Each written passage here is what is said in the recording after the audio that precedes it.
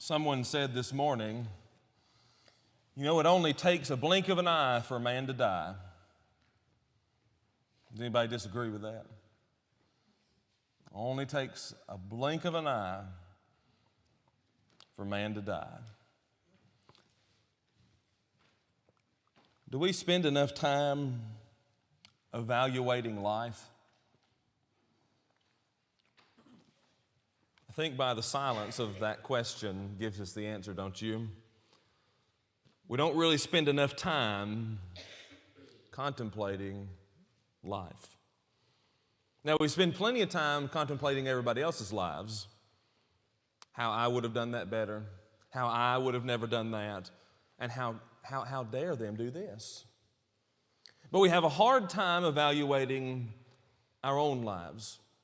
Over the next few weeks in our sermon periods, tonight, next Sunday morning, and next Sunday evening, we're going to spend time talking about faith. I believe there's a building block there, and I think you will as well. And hopefully as we introduce some of these things this morning in this class, we'll get the idea of what's happening in faith, and we're going to ask a question this morning. Are you living by faith? And we're going to illustrate that this morning with one simple idea. Do you live out the teachings of Christ? Our world, how many of you would say our world is different than it used to be? How many of you would agree that it's probably going to change again?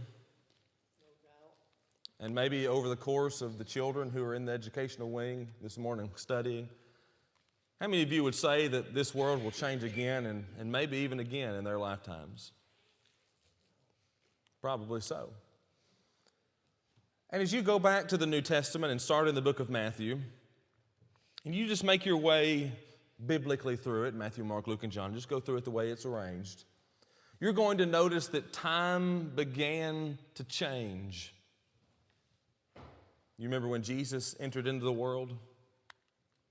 Didn't time begin to change? Now all of a sudden the Messiah, the chosen one, is here. And what did the people do? They rejected him. What did they ultimately do? They put him on a cross. You get all the way to Acts chapter 2, not far from those scenes. And what was Peter recorded of saying? What was the entirety of Acts chapter 2 about? What was that sermon about? You crucified the chosen one. Go read it and study it. We get centered in a lot of times in Acts chapter 2 on verse 38. We're stuck there. Get the context of the chapter. And that's why the people cry out, what shall we do? You keep going and reading through the New Testament, and you'll find yourselves reading letters written to congregations, churches. Were those churches perfect? No. They had things they needed to work at. They had things they needed to do. They had to change. And you'll find it to the point where you're going to see the church under persecution. Read 1 and 2 Peter. That's what it's about. Time began to change again. And you get to the scenes of the book of Revelation, and you'll find in a certain portion of that book some different congregations as well listed. And some of them were doing well, but most of them were not. Time was changing. Now, what has taken place from the time the book of Revelation was written to now? Has anything changed? Of course so. Governments have risen to power, haven't they? And drastically fallen, haven't they? Over the course of your lifetime and my lifetime, we've seen governments rise and we've seen them fall. And if history continues to repeat itself, it's going to continue to happen. And that changes the scope of our world, doesn't it? As nations rise to power and as nations fall. But let me ask you a crucial question. Is what the world does, is what the world's involved in, the rise and fall of nations, does that ultimately affect the Christian? We like to say yes. We like to say yes because that makes it easier, doesn't it? If we say yes, then there's a degree of give and take in our lives. And just because we're persecuted means we don't really have to obey as much as we should. So that's what yes means. We kind of subconsciously say that. Yes, it matters. But the reality is, does it? If this nation says, after this governmental shutdown, you can't worship anymore, is that going to change anything in 7 days?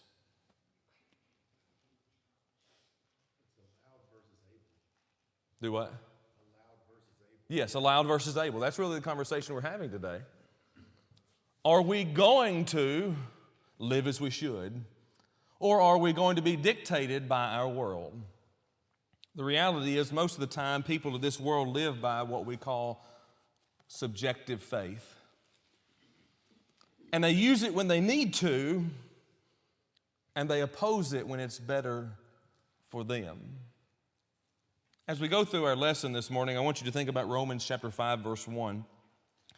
Romans chapter 5, verse 1. And turn there with me. I know it's on the screen, but turn there with me so you can see where it's at. I like you to have what's called thumb memory, so you can go and just use your thumbs to get there. Romans chapter 5, verse 1 is an intriguing verse as we begin to talk about faith. And we're going to add verse 2 to it as we get into our study this morning. But Romans chapter 5 says this, therefore, being justified by faith, we have peace with God through our Lord Jesus Christ. Now listen to verse 2. By whom also we have access by faith into his grace, wherein we stand and rejoice in hope of the glory of God. What does faith have to do with your life? Everything. Now let's ask a crucial question. What is it? What is faith? Belief in things not seen. It's a belief in something, a belief in the evidence, and we had a belief in the evidence over here. But what does it do? I think that's our standard answer.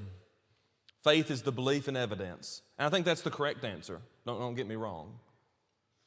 But what does that do? It guides our thoughts and our actions. Let me illustrate this. What is this? Bible. Okay. Does anybody disagree that this is a Bible? Who does this belong to? God. Thank you for not saying Jonathan. This is my copy. This belongs to God. Okay. If I believe in this book, who am I going to obey? God. That verse tells us plainly we have peace with God through our Lord Jesus Christ. Exactly. And there's the undergirding of all of this. If I believe in God, I'm going to follow after God. There's faith. I'm going to trust in Him. I'm going to obey Him. But oftentimes we forget the I'm going to follow Him. As we go through our lesson today, I want us to look at several different areas. And I want us to look at some areas that are going to teach us that we are a people who are saved by faith. In other words, faith is crucial to everything we do in our lives. We'll talk about that as we go. We're going to look at the word purified. What does it mean to be purified? Cleanse is a good idea. We're going to talk about being healed. We're going to talk about how we live. And we're going to talk about how we walk. Now, the last two are going to be crucially important to us. Because if you notice, the first three, being saved, being purified, and being healed, have to do with something that someone else has done. What does our salvation, what does purifying, and what does our healing have to do? Who does it have to do with? All right. Now you take Christ out of this world, and what are we? We're hopeless. Now, look at the last two. The idea of the way we live and the idea of the way we walk, who does that have to do with? Now, it has to do with Christ, don't get me wrong. But who does it have to deal with? Us. Here's a real simple illustration, and I used this past weekend with some young people in Gatlinburg, but who made you come? Think about that this morning. To this very place where you are sitting, who made you come? Nobody. Yes. We may be made to want to come. We may be, now listen to this, shamed to come. But why did you come? Why would we be shamed? We'll get to that in a little bit as we go through. Why did you come? Now, you keep that into your mind as we get toward the end of this lesson this morning. Let's talk about the saving faith, and to do that, we're going to have to go to Ephesians chapter 2. Ephesians chapter 2. Now, it will be on the screen for us in just a moment, but get that thumb memory going and turn over to Ephesians chapter 2, because we'll look at a couple of passages throughout this particular section. Ephesians chapter 2, let's look at something that our Lord has done for us. Ephesians chapter 2, and let's look at verse 8. Here's how it reads. For by grace are ye saved through faith, and that not of yourselves, it is the gift of God. What is grace? Unmerited favor. Something we do not deserve. Now let's define it. What do we not deserve? This needs to be real to us. What has God given us? What has the Savior given us that we do not deserve? Salvation, forgiveness. Now here's the question, why? Love. Love. This gives us a standard of God. See, as we go through talking about faith, we're not just going to build up our faith, but we're also going to get an image of God. And here's the first image. God is a God of love. Now, you could also say this from Ephesians 2:8. God is a God of grace. Now, grace is always going to extend back to love. Because if there is no love, there is no grace. It cannot exist. God is a God of love. He gives what people do not deserve. And for us this morning, that's you and me. We are a people who do not deserve forgiveness. Because who made us sin? Now did you notice this? No one answered that. We had one that said, I think it's Satan, but that was it. Just a moment ago when we said, who made you come here? No one, no one, no one.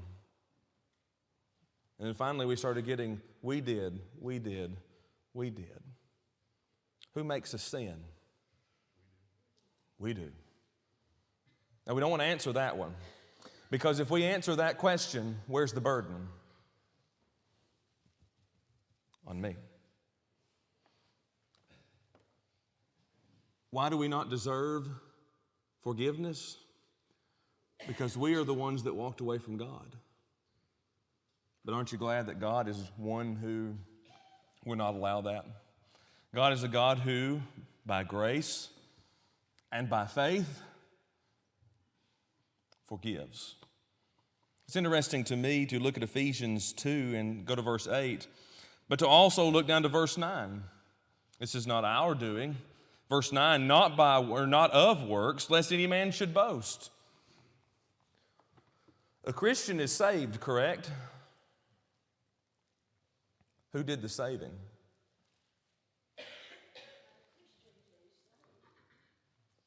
Do what? There you go. He isn't a Christian until he's saved. So who did the saving? There you go. What did we do? What great work did we do to merit or to earn or to deserve forgiveness? We didn't. It's interesting to me that we are a people who are saved by faith, and we have a faith in a God who does more than we can ever imagine.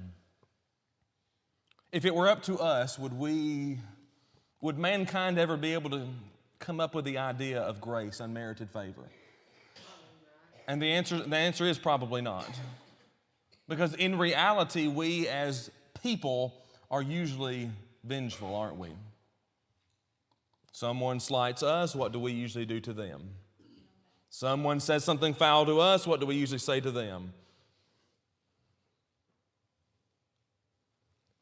Someone sins against us, what do we usually do to them? But when one sins against God, what does He do? He extends to them a saving grace that is combined and connected to faith. Notice that. Notice this verse again. For by grace are ye saved through what? Faith. That tells us something about grace, doesn't it? Where is grace extended? To the whole world. But where is grace applied? To those of faith. To those of faith. So this morning, as we start to talk about faith, we need to understand that we are a people who are saved by faith. And that's not just the only thing. It's connected to many other things. Let's talk about purifying, and to do that, go to 1 Peter. 1 Peter, work that thumb memory and get over to 1 Peter chapter 1 and go down to verse 22. 1 Peter 1 verse 22, and here's the passage as we go through this particular section. We're going to stop as soon as we hit the word purify or purifying. Just read to that point. 1 Peter 1 verse 22, and it says, seeing that ye have purified. Stop there for a minute. Purified. Have you ever turned on the water faucet at home and dark water comes out? Would we be accepted to that? Would we accept that? If you go home today and you prepare to cook your lunch, or you go home to get that glass of water, or maybe just to wash your hands, and you turn that faucet on and out comes a dark colored water, would that be acceptable? No. You go to your restaurant today at lunch maybe, and you ask for a glass of water, and they bring you a glass, and you notice it's filled with a dark colored liquid. Would that be acceptable? Why not? It was impure. It was impure. It means it had some quality within it that changed what it was to something that it was not. Now, what happens when you purify something? You take all the contaminants out. You take all the contaminants out. Now, look at our lives. You go back to the passage, seeing that you have purified, add the next two words, your souls. What is purified in the life of the Christian? What is purified, or what is taken out of the life of the Christian? Sin. It's the contaminant in our lives. It exists. It's a reality. And I think one of the things we're going to have to do as we march toward the future is come to a point where we recognize to a greater degree that in every aspect of life, sin exists. Sin could exist in this room this morning, couldn't it? We don't think of that very often, but could it? Does temptation exist in this room? In many forms. And many times we're maybe proud to not want to admit that. Many times maybe we're a little timid to admit that. But temptation can exist, and sin can exist here. Go to your home. No one wants to think of their home as a sinful home, do you? I don't. I don't want my child growing up in a sinful home, do you? No one wants to consider that.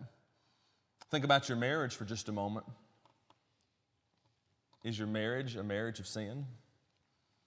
Now, oftentimes, and probably as it just happened to you, when you think of a marriage of sin, what pops into your mind very first? Adultery. Put it at the bottom of the list.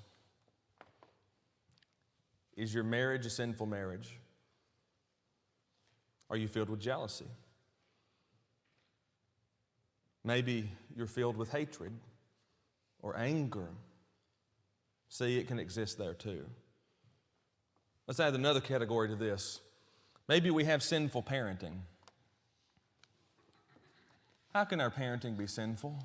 And does anyone want to admit that that can actually happen? It's a good thing we do in this life, at least it's good to us to a degree, it's really bad for us, is when something negative exists, what do? What's the easiest thing to do when something negative exists? Probably ignore it. If you ignore a problem, do you have to face a problem? Eventually, but we bank on eventually. We want eventually. We don't want to deal with it now. Can parenting styles be sinful? Now, I know I'm talking to a varied group this morning, some with children, some with grandchildren, some with great-grandchildren, and we'll let you calculate it if it goes further than that. Can parenting be sinful? Yes.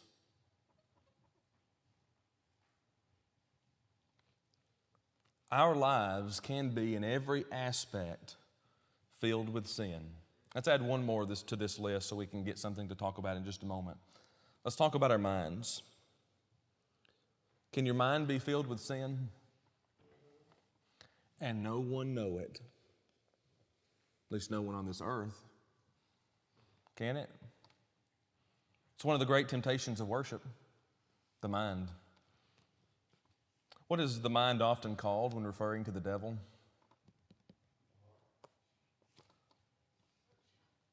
Yes, the devil's workshop or playground. There's your mind. Can the mind be filled with sin? And no one know it. Now, do we averagely want to face those ideas? Let me give you the answer. It's no. I don't want to face the idea of the possibility of temptation or sin in the midst of the assembly of God's people. But 1 Corinthians chapter 5 tells me it can happen in a very public way. And it also tells me it can happen in a very private way. I don't want to face the reality, and I know you don't either, that our marriages can be filled with sin. But we need to. We need to come to that reality. Our parenting, our minds, everything in our lives. Now notice the passage again, verse 22. Seeing ye have purified your souls, how? In obeying the truth through the Spirit unto unfeigned love of the brethren, see that ye love one another with a pure heart fervently.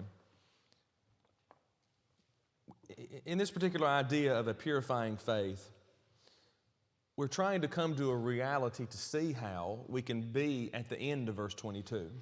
What's the end of verse 22? That ye love one another with a what kind of heart? Pure heart. What's the opposite of a pure heart? Evil or contaminated. Let's just use that word as an illustration. Pure and contaminated. So there's two things already in this passage that we're talking about. A pure heart and a contaminated heart. Now that's at the bottom of the verse. Let's go back to the top of the verse. What can be pure and what can be contaminated at the top of the verse?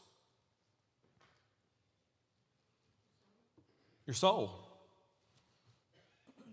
Now, what can contaminate the mind, the heart, and the soul? Sin. Sin. Now, what do we need to do to sin? It's a real simple statement, real hard to apply. What do we need to do to sin? Get it out. It's real easy to say, isn't it? What do we need to do to sin? Get it out.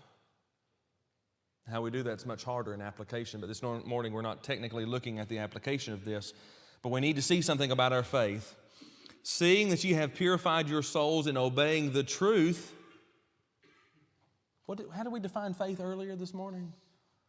A belief in God that leads us to obey His Word, that leads us to change our lives. There's 1 Peter 1:22, in a purifying faith. We put our faith, we put our belief in God, we believed His message to us, and we changed. Now, in doing so, we had to get sin out of our souls. And in doing that, we had to get sin out of our minds so that we could be together. It's the only way it can work. It's the only way we can exist. We've got to learn that. We can't find ourselves in the 1 Corinthians chapter 5 situation where one of us is living in sin and the rest of us are too. For being so proud of how tolerant we are. Let's move to the next place and not only talk about a purifying faith, but let's talk about a healing faith. Go to the book of James. James chapter 5, verse 16 is quickly becoming one of my favorite passages because of what it means to the child of God. Now, all of these passages this morning, this is something that I should have mentioned as we began. These passages apply to who? Sort of. These passages apply to who? Who are they? Well, to get to that answer, you've got to ask this question. Who are they written to? Christians. You're not going to blindly walk into salvation. You're not going to blindly walk into forgiveness because remember back in verse 22 of 1 Peter 1, you obey the truth into the purifying of the soul and the purifying of the mind. Now, let's get an idea of James chapter 5, verse 16 about healing. Let's just read the passage. Verse 16, confess your faults one to another and pray for one another that you might be healed. The effectual fervent prayer of a righteous man availeth much. What does it mean to be healed? If you break a bone, do you want it to be healed? Yes. If you get the flu, do you want to be healed? Any physical ailment we want to be healed of, don't we? No one wants to live perpetually with disease. Now, I'm going to say this in a very odd fashion, so go with me for just a minute to make the illustration. If you get a sin, do you want to be healed? Now, hopefully. Now, sin is not like the flu. You're not just going to catch it. You're going to do it. I think we've turned it into something that we just catch and it's something that over time we'll just shake off. It'll eat at you. It should. For every one of us, it should. I loved how the elders, as we started this year, asked us to do one thing, and I'm going to ask you a question. Have you done it? They asked us to look at our lives every week, see how we were doing, see if we were reaching our goal, see if we were living correctly. Have we done that? That's James chapter 5, verse 16. The only way you can James 5:16 is to look at your life. And the only way you can have a healing faith is to look at your life. Now, we're not the ones doing the healing. Who does the healing? Who gives the forgiveness? All right, you get the idea. We're not doing that. Now, we must stand beside each other. Remember 1 Peter 1:22, we've got to have a pure heart and love each other fervently at the bottom of that verse. You apply that over to James chapter 5, verse 16, what's he talking about in the idea of healing? Healing what? What's being healed? Let's look at the passage again. Confess your faults one to another and pray for one another that you might be healed. What's being healed? Your soul. And I would say at the same time, to add to that idea, your heart. The heart has to be mended. The lesson has to be learned. If we don't learn the lesson, what are we going to continually do? Repeat the past. Repeat the past.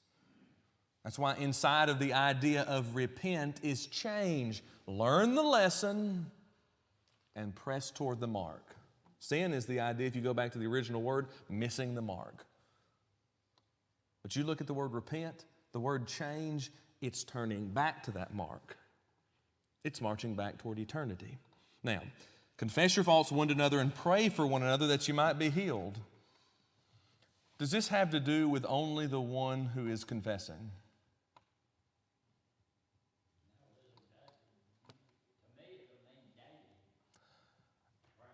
I think so. It has to do with prayer, but who else does this have it to do with? The one that's forgiving, or I'll say it this way: the ones who are praying. Now, that's why I centered 1 Peter 1:22 before this. That you love one another with a pure heart fervently. You can't love someone if you have hate in your heart to them, and you certainly can't pray for their forgiveness if you don't care for them. Does that make sense? In the same scope of this, as we're looking at God, we're also having to look at self. And in James 5:16, we have to look at self in two ways. Number one, do I need to change? My actions, my words, my thoughts, my motives, do I need to change? And then we're looking at self in a second light. Would I pray for you? Which in reality asks the same question, doesn't it? Do I need to change? That's the particular scene. But I want you to notice the last part of this. The effectual fervent prayer of a righteous man availeth much. We need one another to be righteous. Matter of fact, the system of faith demands that we be righteous because we need the prayers of the righteous. So the first three things we've talked about this morning all have to do with things others may do for us, things God will do for us. It has to do with our reaction to them, but not in the way the next two things are going to be talked about as we look at these things this morning. Let's talk about a life of faith. Hebrews chapter 10. Hebrews chapter 10. Now, usually, when we go to Hebrews chapter 10, what are we usually talking about? Starts with an A, especially when you think about verse 25. What do we usually talk about in Hebrews 10:25? A semblance or attendance. That's the last time we're going to say the word, well, we're not going to say it there either. That's the last time. Put that out of your discussion this morning. Because if you only look at this particular section in the way we attend or the way we assemble together, you're going to miss the point. You're going to miss what Hebrews chapter 10 and the closing portion is going to be talking about, and then you're never going to be able to apply that to Hebrews chapter 11. What's Hebrews 11? Faith. Or as we usually call it, the Hall of Fame of faith. And we're going to get into these particular sections and talk about some things. Look at Hebrews 10 and go back up to verse 22. And let's see the section play all the way out. Hebrews 10, 22 to 25. And the writer says, let us draw near with a true heart in full assurance of faith, having our hearts sprinkled from an evil conscience and our bodies washed with a pure water. Press the pause button for just a minute. That's everything we've already talked about this morning in one passage. There it all is. Now pick up in verse 23.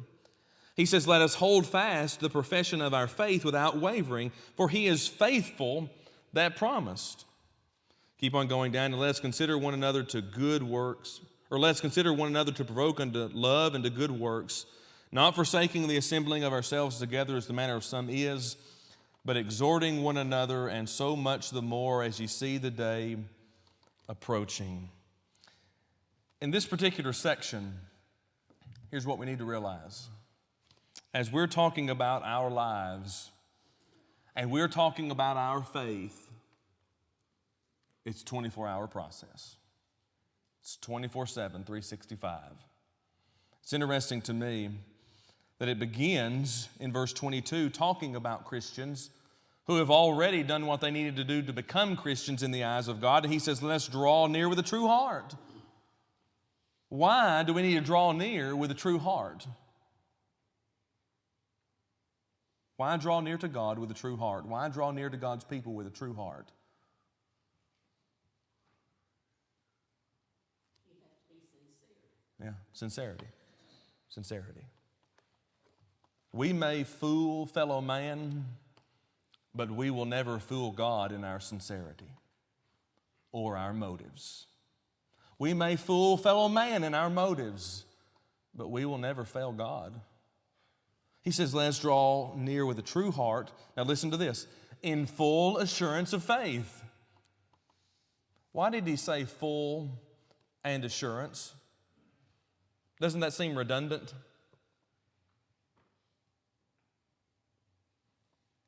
Does that seem redundant to anyone else?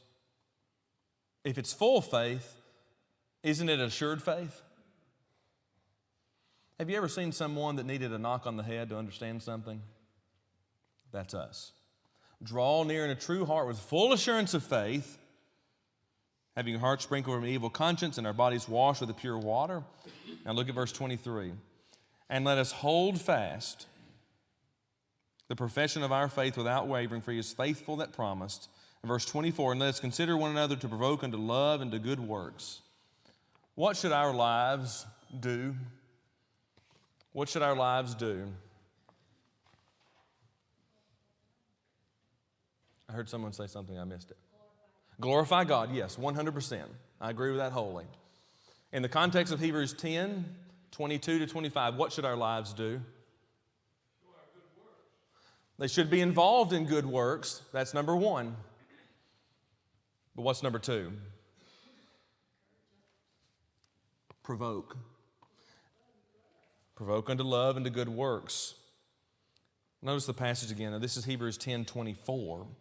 And let us consider one another to provoke unto love and to good works. Number one, we should be concerned about good works, shouldn't we? Should we be concerned about the Lord's work? We should. And I think that's a pretty easy answer, isn't it?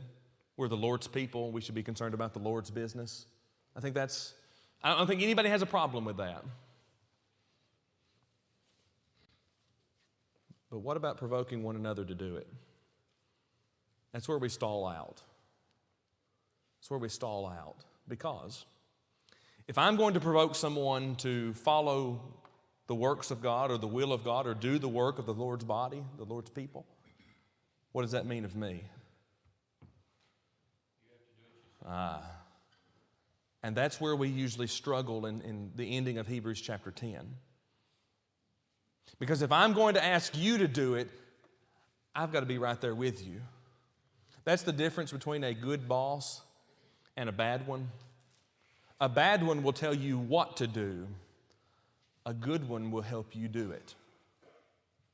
And that's the difference in the way we live and the way we look at Christianity. A healthy view of Christianity says, I'll go do this with you. But a poor view of Christianity says, you didn't do that. How dare you? You see the difference in those two views? Now, apply that down to verse 25. That's where you get to that attendance word. Just keep that into your minds as you think about that. Now let's move into our last point this morning as we consider to go through.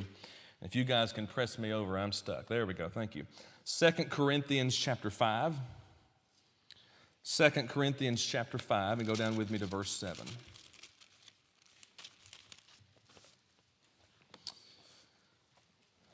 How do we walk in this life? Well, it has to do with faith.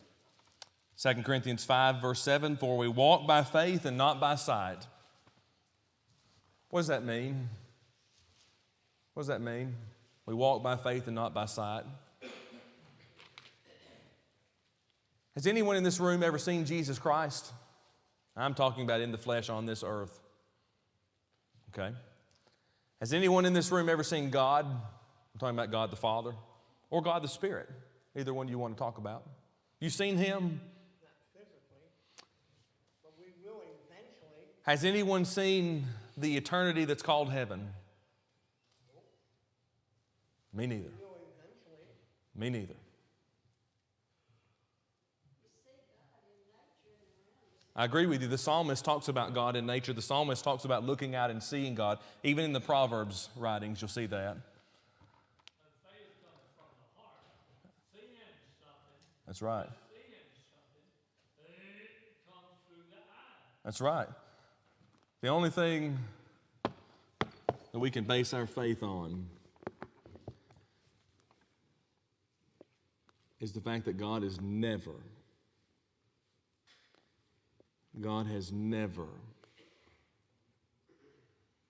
let anyone down.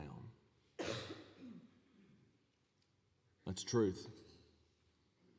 And why in the world would we think God's going to let us down? Is God going to let you down?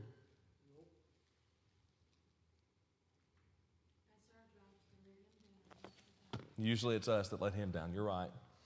But here's the reality of faith. We're not trying to obtain something on this earth. We're not going to obtain something that we can reach out and grab hold of in this life. Matter of fact, the real idea of obeying God is not reaching out and obtaining something anyways, is it?